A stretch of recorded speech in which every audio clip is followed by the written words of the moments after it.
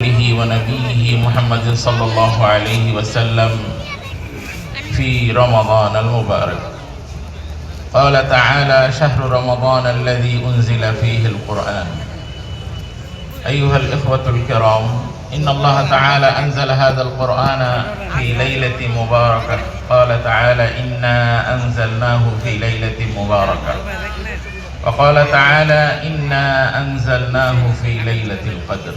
أيها الإخوة الكرام، هذا القرآن العظيم الذي هو يوم ختمه ويوم ختم الصحيح البخاري.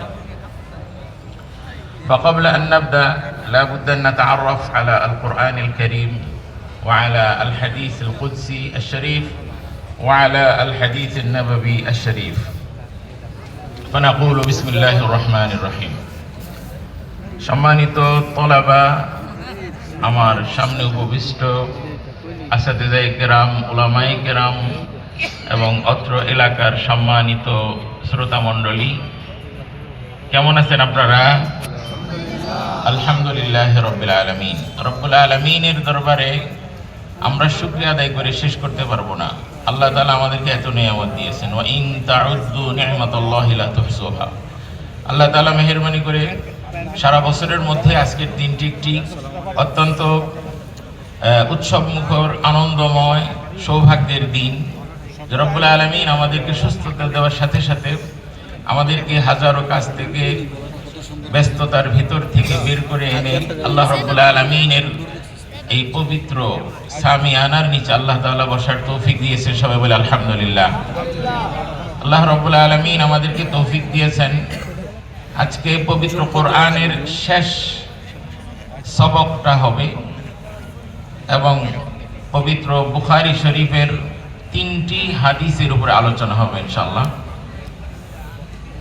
অতিথি উস্তাদ হিসাবে অথবা আল উস্তাদুল যায়ফ হিসাবে 5 নম্বর এবং 6 নম্বর হাদিসের উপরে সংক্ষিপ্ত আলোচনা হবে। তারপরে ইনশাআল্লাহ বুখারী শরীফের সর্বশেষ হাদিসের উপরে ইনশাআল্লাহ যতটুকু সম্ভব আল্লাহ তাআলা তৌফিক দেন ইনশাআল্লাহ আলোচনা হবে। তবে আজকের আলোচনাটি আমি মোটামুটি 4টি ভাগে ভাগ করব। 1 নম্বর হলো একটা ভূমিকা থাকবে যে পবিত্র কোরআনের খতম, কোরআন কাহাকে বলে, ওহীর 3টি প্রকার, সেই 3টি প্রকারের সংক্ষিপ্ত আলোচনা করব ইনশাআল্লাহ। প্রথম নম্বর ওহী হলো আল কোরআন। প্রথম নম্বর ওহী কি? আল কোরআনুল কারীম। তো আজকে খতমে কোরআনের কথাও তো রয়েছে। তো আলহামদুলিল্লাহ, কোন সৌভাগ্যবান হাফেজে কোরআন আজকে আমাদের সামনে পবিত্র কোরআন তেলাওয়াত করবেন। বিসমিল্লাহ বলে শুরু করেন।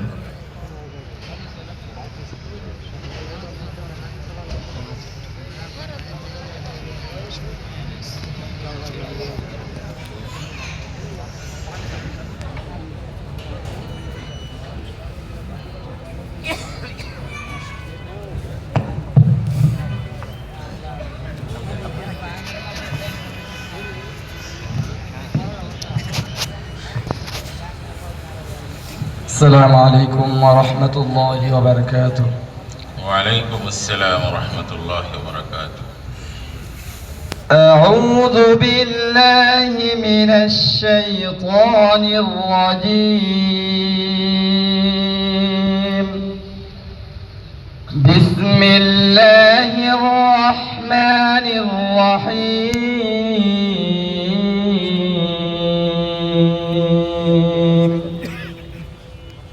وتحمل أثقالكم إلى بلد لم تكونوا بالغيه إلا بشق الأنفس إن ربكم لرؤوف رحيم.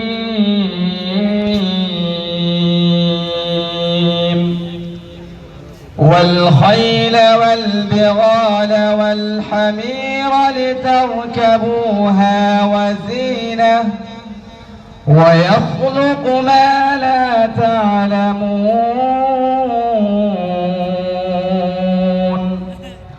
وعلى الله قصد السبيل ومنها جائر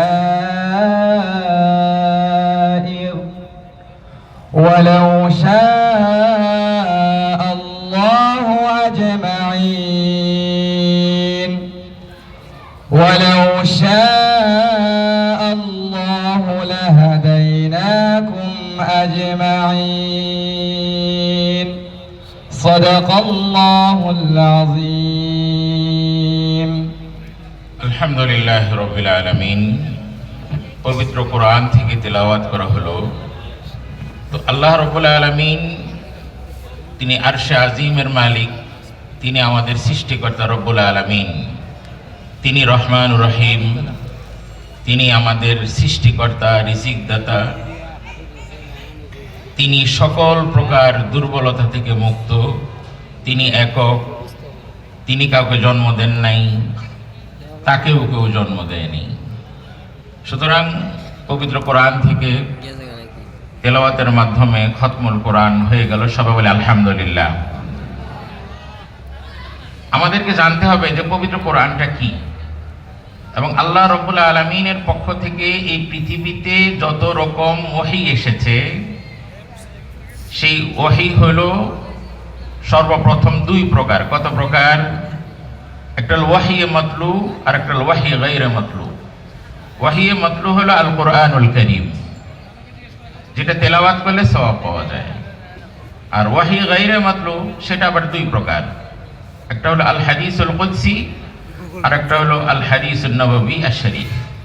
সংক্ষেপে আমরা পবিত্র কোরআনুল কারীমের সংজ্ঞাটা জেনে নিই। কোরআন কারীম বলা হয়, কোরআন কারীমের অনেকগুলো সংজ্ঞা রয়েছে, তবে সবচেয়ে সংক্ষিপ্ত যে সংজ্ঞাটা সেটা হলো হুয়া কালামুল্লাহি আল মুনাজ্জাল আলা মুহাম্মাদিন সাল্লাল্লাহু আলাইহি ওয়াসাল্লাম আল মুতাআব্বাদু বিতিলাওয়াতিহি। কোরআন কারীম আল্লাহ রাব্বুল আলামিনের কালাম, যেটা নাজিল হয়েছে মুহাম্মদুর রাসূলুল্লাহ সাল্লাল্লাহু আলাইহি ওয়াসাল্লামের উপরে, এবং যেটি তেলাওয়াত করাটা ইবাদত। এই সংজ্ঞার মাধ্যমে যেটা আল্লাহর কালাম নয় সেটা কোরআন নয়, এবং আল্লাহর কালামের অনেক কালাম রয়েছে যেটা মুহাম্মদুর রাসূলুল্লাহ সাল্লাল্লাহু আলাইহি ওয়াসাল্লামের উপরে নাজিল হয় নাই।